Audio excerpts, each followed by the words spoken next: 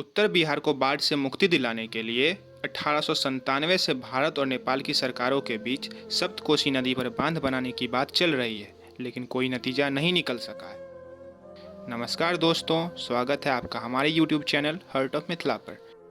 आज हम बिहार के सबसे गंभीर मुद्दों में से एक बाढ़ की समस्या को आपके सामने लेकर आए हैं। अगर आपने हमारे चैनल को अब तक सब्सक्राइब नहीं किया है तो सब्सक्राइब का लाल बटन दबा दें और साथ ही बेल आइकन को प्रेस कर दें ताकि आपको रेगुलर अपडेट मिलता रहे। तो चलिए वीडियो शुरू करते हैं। हर साल की तरह इस साल भी बिहार में बाढ़ ने दस्तक दे दी है। जो बचा सके उसे बचा ले की जुगत में लोग जुट गए हैं, लेकिन इन सब के बीच सवाल ये उठता है कि आखिर बाढ़ से कब तक बिहार की एक बड़ी आबादी जूझती रहेगी। हर साल एक नई उम्मीद जागती है कि बाढ़ की समस्या से निजात मिलेगी और ज़िंदगी आराम से चलती रहेगी, लेकिन ऐसा नहीं हो पाता है।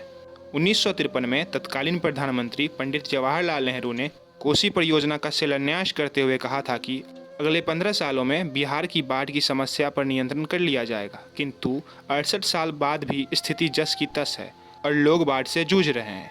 पिछले साल मुजफ्फरपुर में ही 19 दिन में 17 स्थानों पर तटबंध टूटा।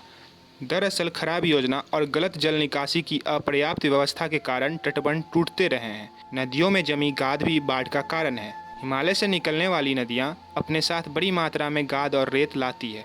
सालों से इनकी सफाई नहीं होने के कारण नदियों में मार्ग अवरुद्ध हो जाता है, जिससे आसपास के क्षेत्रों में पानी फैल जाता है।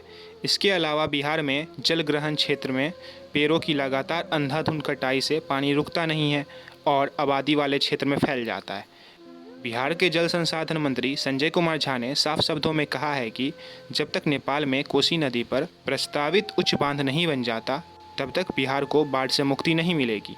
उत्तर बिहार को बाढ़ से मुक्ति दिलाने के लिए 1897 से भारत और नेपाल की सरकारों के बीच सप्तकोशी नदी पर बांध बनाने की बात चल रही है, लेकिन कोई नतीजा नहीं निकल सका है। अब देखना होगा कि उत्तर बिहार को बाढ़ से मुक्ति दिलाने के लिए 1897 से भारत और नेपालों की सरकारों के बीच सप्तकोशी नदी पर बांध बनाने की बात चल रही है, उस पर ज़मीनी हकीकत पर कुछ काम होगा या आगे भी यह बस चुनावी मुद्दा बनकर रह जाएगा और बिहार वासियों को उनके ही हाल पे छोड़ दिया जाएगा।